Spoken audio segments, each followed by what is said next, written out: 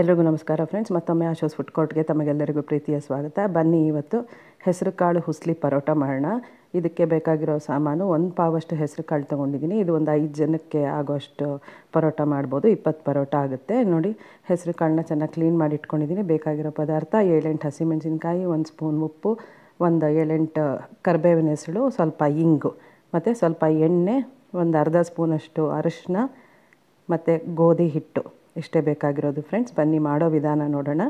ಈಗ ಒಂದು ಪ್ಯಾನ್ ಅಥವಾ ಬಾಣಲಿನ ಒಲೆ ಮೇಲಿಡೋಣ. ಸ್ಟವ್ ಮೇಲಿಟ್ಟು ಹೆಸರು ಕಾಳನ್ನ ಬೆಚ್ಚಗೆ ಹುರ್ಕೊಳ್ಳೋಣ. ಒಂದು 2 ನಿಮಿಷ ಹುರಿದ್ರೆ ಸಾಕು, ಜಾಸ್ತಿ ಹುರಿಯೋದೇನು ಬೇಡ, ಸೀಸೋದು ಬೇಡ.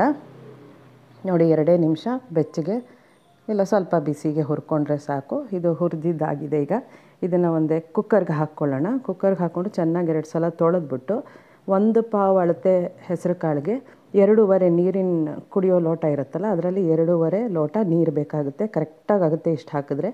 2.5 ಗ್ಲಾಸ್ ನೀರು ಹಾಕ್ತಾಯಿದ್ದೀನಿ. ನೀರು ಹಾಕ್ಬಿಟ್ಟು ಇದಕ್ಕೆ ಒಂಚೂರು ಅರಿಶಿನ, ಒಂಚೂರು ಎಣ್ಣೆ ಹಾಕೋಣ. ನೋಡಿ, 2.5 ಸಾಕು, ಜಾಸ್ತಿ ನೀರು ಹಾಕೋಬೇಡಿ, ನೀರಾಗೋಗುತ್ತೆ. ಒಂದು ಅರ್ಧ ಸ್ಪೂನ್ ಅರಿಶಿನ ಹಾಕೋಣ. 1 ಸ್ಪೂನಷ್ಟು ಎಣ್ಣೆ ಹಾಕೋಣ. ನೋಡಿ, ಕುಕ್ಕರ್ನ ಕೂಗ್ಸೋಣ ಫ್ರೆಂಡ್ಸ್.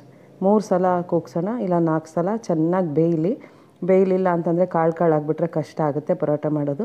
ನೋಡಿ, ಈಗ ಎಷ್ಟು ಚೆನ್ನಾಗಿ ಹದವಾಗಿ ಬೆಂದಿರೋದು ತೋರಿಸ್ತಾ ಇದ್ದೀನಿ. ಈಗ ಒಂದು ಬಾಣಲೆ ಇಡೋಣ. ಬಾಣಲೆ ಇಟ್ಬಿಟ್ಟು ಅದಕ್ಕೊಂದು 3-4 ಸ್ಪೂನಷ್ಟು ಎಣ್ಣೆ ಹಾಕೋಣ. ಇದಕ್ಕೆ ಇನ್ನೇನೂ ಸೇರಿಸೋದು ಬೇಡ. ಚೆನ್ನಾಗಿ ಹೆಚ್ಚಿಟ್ಕೊಂಡಿರೋ ಕರ್ಬೇವಿನ ಸೊಪ್ಪು ಮತ್ತು ಹಸಿಮೆಣಸಿನ್ಕಾಯಿ 2 ಮತ್ತು ಇಂಗು, ಇಷ್ಟೇ ಒಗ್ಗರಣೆ ಮಾಡೋದು. ನೋಡಿ, ಚೆನ್ನಾಗಿ ಹೆಚ್ಚಿಟ್ಕೊಂಡಿದ್ದೀನಿ. ಕರ್ಬೇವಿನ ಸೊಪ್ಪು ಹಾಕ್ತಾಯಿದ್ದೀನಿ, ಹಸಿಮೆಣಸಿನ್ಕಾಯಿ ಹಾಕ್ತಾಯಿದ್ದೀನಿ, ಇಂಗು ಹಾಕ್ತೀನಿ. ನೋಡಿ, ಇದೆಲ್ಲ ಬರೀ ಒಂದು 10 ಸೆಕೆಂಡ್ ಹುರಿದ್ರೆ ಸಾಕು ಫ್ರೆಂಡ್ಸ್, ಜಾಸ್ತಿ ಹುರಿಬೇಡಿ. ಸುಮ್ಮನೆ ಒಂದು 10 ಸೆಕೆಂಡ್ ಹಿಂಗೆ 1-2 ಸಲ ಕೈ ಆಡಿಸಿದ್ರೆ ಸಾಕು. ನೋಡಿ, ಇದು ಆಗಿದೆ. ಈಗ ಬೆಂದಿರೋ ಕಾಳೆಲ್ಲ ಹಾಕ್ಬಿಡೋಣ. ಎಲ್ಲನೂ 1 ಪಾವು ಬೇಯಿಸಿಟ್ಕೊಂಡಿದ್ದೀವಲ್ಲ ಅಷ್ಟನ್ನು ಹಾಕ್ಬಿಡೋಣ. ಏನು ಉಳಿಸ್ಕೊಳ್ಳೋದು ಬೇಡ, ನೀರು ಮೇಲೆ ಏನು ಹಾಕೋದು ಬೇಡ. ನೋಡಿ, ಚೆನ್ನಾಗಿ ಮಿಕ್ಸ್ ಮಾಡ್ಕೊಳ್ಳೋಣ. ಮಿಕ್ಸ್ ಮಾಡಿಕೊಂಡು ಇದು ಉಪ್ಪು ಹಾಕೋಣ. ಈಗ ನೋಡಿ, ಉಪ್ಪು ಹಾಕೊಂಡು 1 ಸ್ಪೂನ್ ಸಾಕು, ಜಾಸ್ತಿ ಬೇಡ. ನಾನು ಪುಡಿ ಉಪ್ಪು ತೊಗೊಂಡಿರೋದ್ರಿಂದ 1 ಸ್ಪೂನ್ ಹಾಕಿದ್ದೀನಿ. ಉಪ್ಪು ಹಾಕ್ಬಿಟ್ಟು ಚೆನ್ನಾಗಿ ಮಿಕ್ಸ್ ಮಾಡೋಣ. ಇದು ಮಿಕ್ಸ್ ಮಾಡ್ತಾ ಏನಾಗುತ್ತೆ ಅಂದರೆ ಒಂದು ಹಿಟ್ಟು ಹದಕ್ಕಾಗುತ್ತೆ. ನೋಡಿ, ಈ ಥರ ಆಗುತ್ತೆ. ಈ ಥರನೇ ಆಗಲಿ, ಕಾಳಾಗಿರೋದು ಬೇಡ.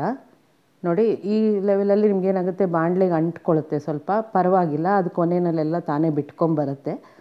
ಏನು ಯೋಚನೆ ಮಾಡೋ ಅಗತ್ಯ ಇಲ್ಲ. ಎಲ್ಲ ಅಂಟ್ಕೊಂಬಿಟ್ಟಿದ್ದಿಲ್ಲ ಕೆಳಗೆ ಅಂತ, ಅದು ತಾನೇ ಕೊನೆಯಲ್ಲಿ. ಈಗ ಆಗಿದೆಯಾ ಅಂತ ಚೆಕ್ ಮಾಡೋ ವಿಧಾನ ತೋರಿಸ್ತಾ ಇದ್ದೀನಿ. ಕೈಗೆ ಒಂಚೂರು ಎಣ್ಣೆ ಸವರಿಸ್ಕೊಂಡು ಅದ್ರ ಮೇಲೆ ಒಂಚೂರು ಹಿಂಗೆ ಡ್ಯಾಬ್ ಮಾಡಿದ್ರೆ ಕೈಗೆ ಮೆತ್ಕೋಬಾರ್ದು. ಆವಾಗ ಇದು ಕರೆಕ್ಟಾಗಿ ಆಗಿದೆ ಅಂತ ತಣ್ಣಗಾಗಕ್ಕೆ ಬಿಡೋಣ. ಇದರಿಂದ ಸುಮಾರು ಒಂದು 20 ಉಂಡೆ ಆಗಿದೆ. ಒಂದು ನಿಂಬೆಹಣ್ಣು ಗಾತ್ರಕ್ಕಿಂತ ಒಂಚೂರು ದೊಡ್ಡದಾಗಿ ಉಂಡೆ ಮಾಡ್ಕೊಳ್ಳೋಣ. ನೋಡಿ, ಉಂಡೆ ರೆಡಿ ಮಾಡಿ ಇಟ್ಕೊತಾ ಇದ್ದೀನಿ. ನೀವು ಹೀಗೆ ಉಂಡೆ ರೆಡಿ ಮಾಡಿ ಇಟ್ಕೊಳ್ಳಿ. ನೋಡಿ, ಎಲ್ಲ 20 ಉಂಡೆನೂ ರೆಡಿಯಾಗಿದೆ. ನೋಡಿ ಫ್ರೆಂಡ್ಸ್, ಇದನ್ನು ಎತ್ತಿ ಪಕ್ಕಕ್ಕೆ ಇಡೋಣ. ಈಗ ಚೆನ್ನಾಗಿ ಗೋಧಿ ಹಿಟ್ಟನ್ನು ಚಪಾತಿ ಹಿಟ್ಟು ಅದಕ್ಕೆ ಕಲಿಸ್ಕೊಳ್ಳೋಣ. ನಾನು 20 ಪರೋಟ ಆಗೋಷ್ಟು ಗೋಧಿ ಹಿಟ್ಟು ತೊಗೊಂಡಿದ್ದೀನಿ. ನೀವು ಅಷ್ಟೇ ತೊಗೊಳ್ಳಿ. ನೋಡಿ, ಗೋಧಿ ಹಿಟ್ಟು ಹಾಕೋತಾ ಇದ್ದೀನಿ. ಇದು ನಾನು ಮನೆಯಲ್ಲೇ ಗೋಧಿ ತಂದು ಬೇಯಿಸಿಟ್ಕೊಂಡಿರೋ ಹಿಟ್ಟು. ನೀವು ಯಾವ ಹಿಟ್ಟು ಬೇಕಾದ್ರೂ ಉಪಯೋಗಿಸಿ, ಅದೇನು ತೊಂದರೆ ಇಲ್ಲ. ಆದರೆ ಸ್ವಲ್ಪ ಮೈದಾ ಇರೋ ಅಂಥದ್ದು ಉಪಯೋಗಿಸ್ಬೇಡಿ. ಮೈದಾ ಇದ್ದರೆ ಸ್ವಲ್ಪ ರಬ್ಬರ್ ಥರ ಆಗೋಗುತ್ತೆ, ಬೇಡ. ಬರೀ ಗೋಧಿ ಹಿಟ್ಟು ತೊಗೊಳ್ಳಿ. ನೋಡಿ, ಉಪ್ಪು ಹಾಕೋಣ. ಉಪ್ಪು ಹಾಕ್ಬಿಟ್ಟು ನೀರು ಹಾಕ್ಬಿಟ್ಟು ಸಾಫ್ಟ್ ಹಾಕಿ ಒಂದು ಚಪಾತಿ ಹಿಟ್ಟಿನ ಹದಕ್ಕೆ ಕಲಿಸ್ಕೊಳ್ಳೋಣ. ನೋಡಿ, ಚಪಾತಿ ಹಿಟ್ಟಿನ ಹದಕ್ಕೆ ಕಲಿಸ್ಕೊಂಡಿದ್ದೀನಿ. ಇದನ್ನ ಮೇಲೆ 1 ಸ್ಪೂನ್ ಎಣ್ಣೆ ಹಾಕ್ಬಿಟ್ಟು ಹಾಗೆ ಒಂದು 5 ನಿಮಿಷ ಮುಚ್ಚಿಡ್ಬೋದು. ಇಲ್ಲ ಅಂತಂದರೆ ಹಾಗೆ ಡೈರೆಕ್ಟ್ ಕೂಡ ಮಾಡ್ಬೋದು. ನೋಡಿ, ಎಣ್ಣೆ ಹಾಕಿದ್ದೀನಿ. ಹಾಕ್ಬಿಟ್ಟು ನಾನು ತಕ್ಷಣವೇ ಮಾಡ್ತಾಯಿದ್ದೀನಿ. ಈ ಹುಸ್ಲಿನ ನೀವು ಹಿಂದಿನ ದಿನವೇ ಮಾಡಿಟ್ಕೊಬಿಟ್ರೆ ಮಾರನೇ ದಿನ ಪರೋಟ ಮಾಡೋದು ತುಂಬ ಬೇಗ ಆಗುತ್ತೆ. ಈಗ ಮಾಡೋ ವಿಧಾನ ತೋರಿಸ್ತಾ ಇದ್ದೀನಿ. ಒಂದು ಚಪಾತಿ ಹಿಟ್ಟಷ್ಟು ಗಾತ್ರ ಗೋಧಿ ಹಿಟ್ಟು ತೊಗೊಳ್ಳೋಣ. ಚೆನ್ನಾಗಿ ರೌಂಡಕ್ಕೆ ಮಾಡ್ಕೊಳ್ಳೋಣ. 2 ಕಡೆನೂ ಹಿಟ್ಟು ಅದ್ಕೊಳ್ಳೋಣ.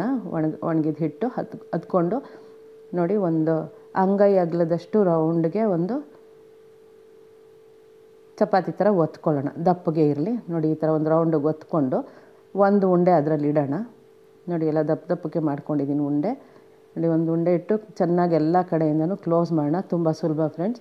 ಕ್ಲೋಸ್ ಮಾಡಿ ಚೆಕ್ ಮಾಡ್ಕೊಳ್ಳಿ, ಎಲ್ಲೂ ಏನು ಬಿಟ್ಟಿಲ್ವಾ ಅಂತ. ಬಿಟ್ಟಿದ್ರೆ ಸರಿ ಮಾಡ್ಕೊಳ್ಳಿ, ಇಲ್ಲಾಂದರೆ ಪಲ್ಯ ಈಚೆ ಬಂದುಬಿಡುತ್ತೆ. ನೋಡಿ, ಇದಕ್ಕೆ ಮತ್ತೆ 2 ಕಡೆ ಹಿಟ್ಟು ಅದ್ಕೊಂಡು ಚೆನ್ನಾಗಿ ಪರೋಟ ಶೇಪ್ ಒತ್ತೋಣ. ರೌಂಡಕ್ಕಿರಲಿ ಫ್ರೆಂಡ್ಸ್. ನಿಮ್ಗೆ ಅಕಸ್ಮಾತ್ ಒತ್ತುವಾಗ ಏನಾದ್ರು ಕಾಳು ಈಚೆ ಬಂದು ಮೆತ್ಕೋತಾ ಇದೆ ಅಂತಂದರೆ ನಿಮ್ಮ ಹುಸ್ಲಿ ಕರೆಕ್ಟಾಗಿ ಆಗಿಲ್ಲ ಅಂತ. ನೋಡಿ, ಇದು ಪರ್ಫೆಕ್ಟಾಗಿ ಆಗಿದೆ. ಅದರಿಂದ ಎಲ್ಲೂ ಏನೂ ಮೆತ್ಕೊಳ್ಳಲ್ಲ. ಅಕಸ್ಮಾತ್ ಮೆತ್ಕೊಳ್ತು ಅಂದ್ರೂ ಒಂಚೂರು ಹಿಟ್ಟು, ಒಣಗಿರೋ ಹಿಟ್ಟನ್ನ ಮೇಲೆ ಹಾಕ್ಕೊಂಡು ಲಟ್ಟಿಸ್ಕೊಳ್ಳಿ. ನೋಡಿ, ಚೆನ್ನಾಗಿ ಅಗಲಕ್ಕೆ ಗುಂಡಕ್ಕೆ ಪರೋಟ ಲಟ್ಟಿಸ್ತಾ ಇದ್ದೀನಿ. ಈ ಥರ ಎಲ್ಲ ರೆಡಿ ಮಾಡಿ ಇಟ್ಕೊಂಬಿಡೋಣ ಫ್ರೆಂಡ್ಸ್, ಆವಾಗ ಬೇಗ ಬೇಗ ಆಗುತ್ತೆ. ನೋಡಿ ಎಲ್ಲ ಉಂಡೆಗಳಲ್ಲೂ ಸ್ಟಫ್ ಮಾಡಿ ಇಟ್ಕೊಂಡಿದ್ದೀನಿ. ಈಗ ಒಂದು ತವಾನ ಒಲೆ ಮೇಲೆ ಇಡೋಣ, ಸ್ಟವ್ ಮೇಲೆ ಇಟ್ಬಿಟ್ಟು ಅದಕ್ಕೆ ಎಣ್ಣೆ ಸವರೋಣ. ನಾನಿಲ್ಲಿ ಮಿಳ್ಳೆಲೆ ಎಣ್ಣೆ ಹಾಕ್ತಾಯಿದ್ದೀನಿ. ನೀವು ಬೇಕಾದರೆ ಆ ಸಿಲಿಕಾನ್ ಬ್ರಷ್ ಬರುತ್ತಲ್ಲ ಅದರಲ್ಲಿ ಬೇಕಾದ್ರೂ ಬ್ರಷ್ ಮಾಡ್ಕೊಳ್ಳಿ. ಈಗ ಪರೋಟ ಹಾಕಿದ್ದೀನಿ, ಹಾಕ್ಬಿಟ್ಟು ಎರಡೂ ಕಡೆ ಚೆನ್ನಾಗಿ ಎಣ್ಣೆ ಸವರಿ. ನೋಡಿ ನಾನು ಮೊಗಚುಕಾಯೆಲ್ಲ ಸವರ್ತಾ ಇದ್ದೀನಿ. ನೀವು ಅದೇ ಸಿಲಿಕಾನ್ ಬ್ರಷಲ್ಲಿ ಕ್ಲೀನಾಗಿ ಸವರ್ಕೊಳ್ಳಿ, ಯಾವುದಾದ್ರೂ ಸರಿ ನಿಮ್ಗೆ ಹೇಗೆ ಅನುಕೂಲನೋ ಹಾಗೆ ಮಾಡ್ಕೊಳ್ಳಿ.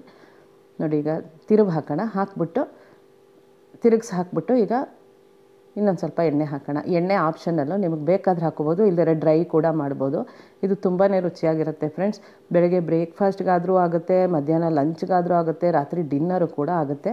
ಇದೊಂಥರ ಮಲ್ಟಿ ರೆಸಿಪಿ, ಇದು ತುಂಬ ಚೆನ್ನಾಗಿರುತ್ತೆ ಫ್ರೆಂಡ್ಸ್. ನೀವು ಮಾಡಿ ನೋಡಿ. ನೋಡಿ ಈ ಥರ ನಾನು ಮಾಡಿಟ್ಕೊಂಡಿರೋ ಪರೋಟ ಎಲ್ಲ ಬೇಯಿಸಿಟ್ಕೊತಾ ಇದ್ದೀನಿ. ಎಲ್ಲ ಗೋಲ್ಡನ್ ಬ್ರೌನ್ ಅಂದರೆ ಹೊಂಬಣ್ಣ ಬರೋ ಹಂಗೆ ಮಾತ್ರ ಮಾಡೋಣ.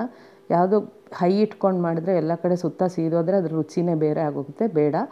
ಎಲ್ಲ ಮೀಡಿಯಮ್ ಫ್ಲೇಮಲ್ಲಿ ಮಾಡೋಣ. ನೋಡಿ ರೆಡಿ ಆಗ್ತಾಯಿದೆ ಫ್ರೆಂಡ್ಸ್. ನೆಕ್ಸ್ಟ್ ಇನ್ನೊಂದು ಹಾಕ್ತೀನಿ. ಇದು ಒಂಚೂರು ಲೆಂತ್ ಪ್ರಾಸೆಸ್ ತೋರಿಸಿದ್ದೀನಿ, ಯಾಕೆಂದರೆ ನಿಮಗೆ ಗೊತ್ತಾಗಲಿ ಅಂತ. ಈ ವಿಡಿಯೋ ಸ್ವಲ್ಪ ಲೆಂತಿ ಇದೆ, ನೀವು ಫುಲ್ ವಿಡಿಯೋ ನೋಡಿದ್ರೆ ಖಂಡಿತ ಅರ್ಥ ಆಗುತ್ತೆ, ಮತ್ತು ಒಂದೇ ಸಲ ನಿಮಗೆ ಕಲ್ತ್ಕೊಳ್ಳೋಕೆ ಈಸಿ ಆಗುತ್ತೆ. ಸ್ಕಿಪ್ ಮಾಡಬೇಡಿ, ಎಂಡ್ವರೆಗೂ ವಿಡಿಯೋ ನೋಡಿ. ನೋಡಿ ಈ ಥರ ಎಲ್ಲ ಪರೋಟನೂ ನೋಡಿ ಎಷ್ಟು ಚೆನ್ನಾಗಿ ಯಾವುದು ಕಪ್ಪಗೆ ಮಾಡಿದೆ ನೋಡಿ ಬೇಯಿಸ್ಕೊಳ್ಳೋಣ. ನೋಡಿ ಈಗ ಇದು ಆಗ್ತಾಯಿದೆ ಫ್ರೆಂಡ್ಸ್, ಇನ್ನೊಂದು 2 ನಿಮಿಷ ಆಗಲಿ. ನೋಡಿ ಎಲ್ಲನೂ ಈಗ ಮಾಡಿಟ್ಕೊಂಡಿದ್ದೀನಿ. ಪರೋಟ ರೆಡಿಯಾಗಿದೆ ನೋಡಿ ಫ್ರೆಂಡ್ಸ್. ಇವಾಗ ಎಲ್ಲ ಪರೋಟ ರೆಡಿ ಆಯಿತು. ಈಗ ಇದನ್ನು ಬೆಣ್ಣೆ ಅಥವಾ ತುಪ್ಪ ಅಥವಾ ಒಳ್ಳೆ ಚಟ್ನಿ, ಯಾವ ಚಟ್ನಿ ಬೇಕಾದ್ರೂ ಮಾಡ್ಕೋಬೋದು, ಇಲ್ಲ ಉಪ್ಪಿನಕಾಯಿ ಇಲ್ಲ ಮೊಸರು ಯಾವುದ್ರ ಜೊತೆ ಬೇಕಾದ್ರೆ ತಿನ್ಬೋದು. ನಾನಿವತ್ತು ಇದಕ್ಕೊಂದು ಸಿಂಪಲ್ ಟೊಮೆಟೊ ಚಟ್ನಿ ಮಾಡಿದ್ದೀನಿ. ಮತ್ತು ನೋಡಿ ಎಲ್ಲ ಜೋಡಿಸ್ಕೊಂಡಿದ್ದೀನಿ. ನನಗೆ ಯೂಶ್ವಲಿ ಬೆಣ್ಣೆ ಜೊತೆ ಇಷ್ಟ. ನೋಡಿ ಈ ರೆಸಿಪಿ ಇಷ್ಟ ಆಗಿದರೆ ಲೈಕ್ ಮಾಡಿ, ಶೇರ್ ಮಾಡಿ, ಸಬ್ಸ್ಕ್ರೈಬ್ ಮಾಡಿ friends. Thank you for watching my channel. Support ಮಾಡಿ, ಕಾಮೆಂಟ್ ಮಾಡಿದ್ರೆ ನನಗೆ ಇಂಪ್ರೂವ್ ಮಾಡ್ಕೊಳ್ಳೋಕ್ಕೆ ಈಸಿ ಆಗುತ್ತೆ. ನೋಡಿ ಈಗ ಟೊಮೆಟೊ ಚಟ್ನಿ ನೆಕ್ಸ್ಟ್ ರೆಸಿಪಿ ಹಾಕ್ತೀನಿ. Thank you friends, thank you.